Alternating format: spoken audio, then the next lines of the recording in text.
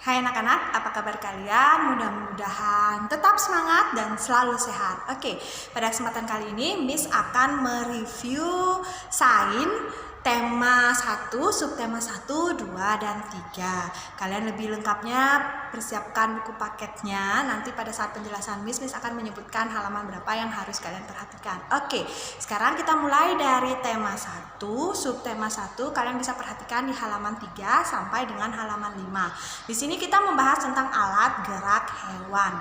Setiap hewan memiliki alat gerak yang berbeda-beda. Nah, sebelum sampai ke sana, kita pelajari dulu jenis hewan. Jenis hewan berdasarkan ada atau tidaknya tulang belakang ada dua. Yang pertama, hewan vertebrata atau hewan yang memiliki tulang belakang. Apa saja? Yang pertama itu adalah ikan. Ikan bergerak menggunakan sirip dan ekornya. Kemudian yang kedua itu ada reptil.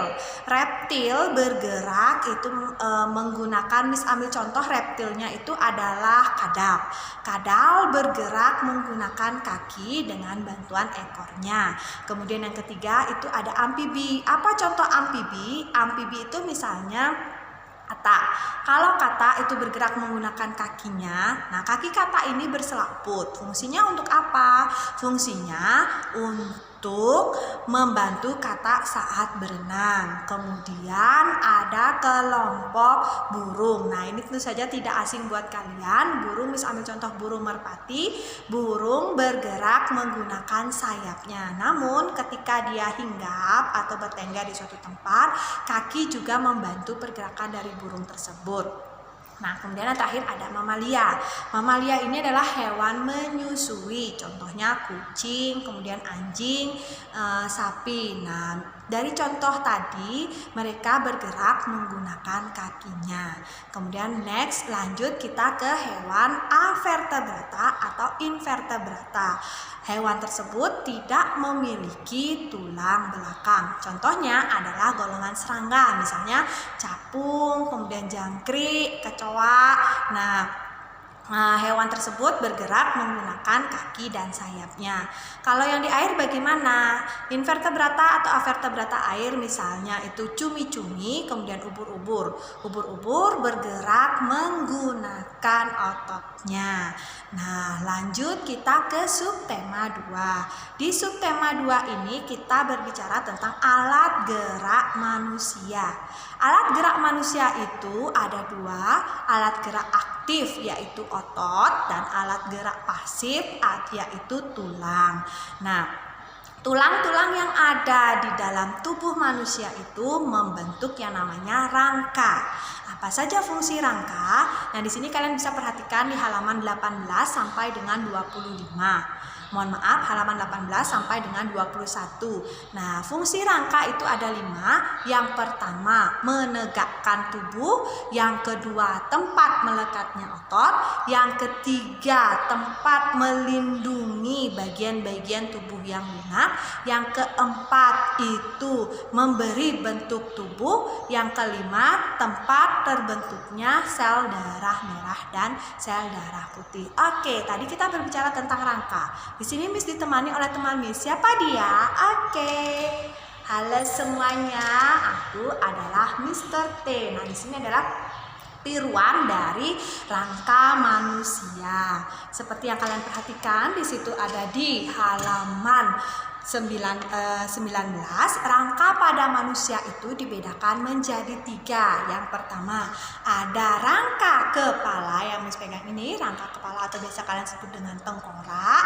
Kemudian ada rangka badan, kemudian ada rangka anggota gerak. Rangka anggota gerak ini ada 2. Oke, yang ini ya, rangka anggota gerak atas yang tangan kita. Kemudian jinjit sedikit Mr. T biar kelihatan. Rangka anggota gerak bawah itu ada kaki kita.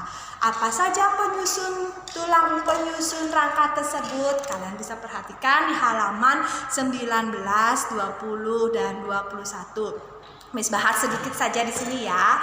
Yang pertama, rangka kepala atau tengkorak ini kalian bisa perhatikan di sini ada tulang penyusunnya yaitu yang Di sini ada rahang atas, kemudian tulang rahang bawah, ada tulang air mata, kemudian di sini ada tulang hidung.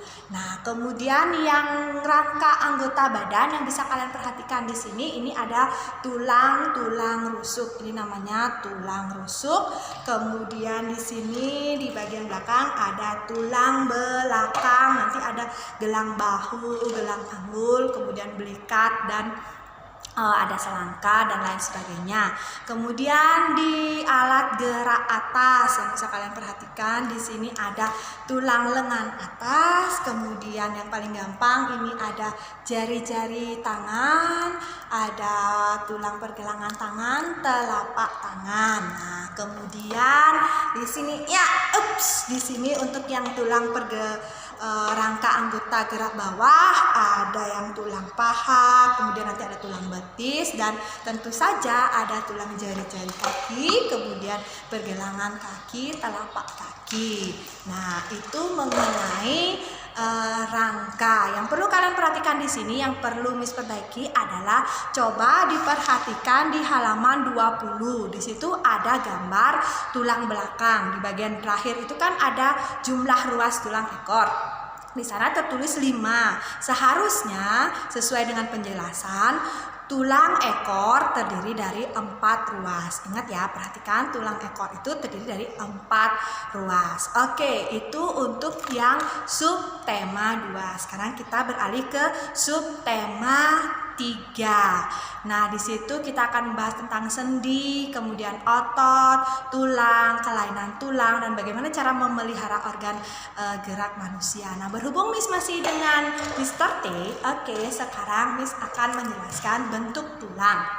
Bentuk tulang itu berdasarkan atau jenis-jenis tulang berdasarkan jenis penyusunnya. Ingat, jenis zat penyusunnya ada 2, yaitu tulang rawan dan tulang keras. Tulang rawan itu contohnya di mana? Di situ ada di hidung, tulang hidung, kemudian tulang telinga di sini. Nah, itu tulang rawan. Kemudian tulang kerasnya yang mana? Bisa diperhatikan tulang rusuk, kemudian tulang telapak. Di sini ada tulang lengan atas, itu juga termasuk tulang keras. Nah, sekarang berdasarkan bentuknya, tulang dibedakan menjadi 3. Yang pertama itu ada tulang pipa. Yang mana yang termasuk tulang pipa? Kalian tahu pipa nggak? Untuk yang air itu bagaimana bentuknya? Kan dia bentuk tabung, itu tulang pipa. Nah, contohnya adalah seperti yang di sini. Miss gunakan saja yang di yang atas ini. Di sini ada tulang lengan atas. Nih, kalian perhatikan kan? Nah, ini bentuknya adalah tulang pipa. Kemudian ada tulang pipih. Yang mana namanya pipih? Tahu pipih kan ya? Sekarang coba Miss balik dia Mr. T-nya ya. Kalian perhatikan. Ini adalah tulang belikat. Tulang belikat ini bentuknya pipi. Oke, itu tulang pipi. Kemudian yang terakhir itu ada tulang pendek. Yang mana termasuk tulang pendek? Kalian perhatikan di sini. Ini ada tulang ruas-ruas pergelangan tangan ini termasuk ke dalam tulang pendek. Oke, Mr. T bisa kembali ke tempat dulu.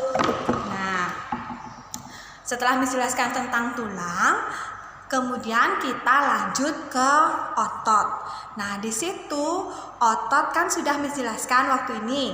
Otot itu ada 3. Otot lurik, otot polos, otot jantung. Nah, otot polos ini bentuknya seperti gelendong, memiliki 1 inti di tengah, itu kerjanya secara tidak sadar, biasanya berada di sistem pencernaan manusia atau organ dalam manusia yang lainnya. Kemudian yang kedua itu ada otot lurik. Otot lurik ini bentuknya silindris, kemudian memiliki sisi garis terang gelap, intinya banyak di pinggir, dan kerjanya di bawah kesadaran. Otot lurik ini biasa disebut dengan otot rangka. Kemudian yang terakhir adalah otot jantung. Otot jantung ini disebut sebagai otot istimewa. Kenapa? Karena bentuknya seperti otot lurik, tetapi dia bercabang dan intinya hanya satu di tengah, tempatnya itu di jantung. Itu mengenai otot. Nah, kalau kita perhatikan baik itu tulang maupun otot, seringkali kita mendengar istilah kelainan tulang ataupun otot. Yang pertama itu Miss akan membahas yang sudah Miss bahas sebelumnya, itu adalah kelainan tulang belakang nih yang utama. Kalau kalian perhatikan seseorang yang posisinya seperti ini, membungkuk, itu disebut dengan kifosis. Kemudian kalau yang posisinya tulang belakangnya ke kiri ataupun ke kanan, itu namanya skoliosis. Kemudian kalau posisi tulang belakangnya seperti kita membusungkan dada seperti ini, itu namanya lordosis. Itu beberapa kelainan pada tulang. Bagaimana dengan otot? Kalau yang di otot itu ada yang namanya tetanus, kemudian kram, dan ada atrofi. Nah, untuk mencegah segala sesuatunya tentang ketidaknormalan fungsi daripada organ gerak kita atau menjaga organ gerak dapat kita lakukan terutama dengan yang pertama, menjaga asupan gizi, memakan makanan yang sehat, kemudian rajin berolahraga, dan tentu saja sebelum berolahraga lakukanlah pemanasan terlebih dahulu. Nah, kemudian tadi Miss belum menyampaikan tentang sendi. Kalau yang kalian perhatikan tentang tulang-tulang tadi kan bolong-bolong, tidak ada penyekatnya dan lain sebagainya. Kenyataannya seperti itu? Tidak. Untuk tulang-tulang itu, antar tulang itu dihubungkan oleh yang namanya sendi. Kalau di buku kalian, sendi itu ada dua, sendi mati dan sendi kaku. Kalau yang sendi mati tidak memungkinkan pergerakan sama sekali. Kalau yang sendi kaku masih ada pergerakannya yang bisa dilakukan. Nah, itu saja yang bisa Miss sampaikan. Untuk lebih lanjutnya, kalian bisa perhatikan, ingat ini ada di halaman 3 sampai dengan 5, 18 sampai dengan 21, 36 sampai dengan 36 sampai dengan 39. Itu saja yang bisa Miss sampaikan. Mudah-mudahan kalian tetap semangat dan sehat selalu. Sampai jumpa anak-anak.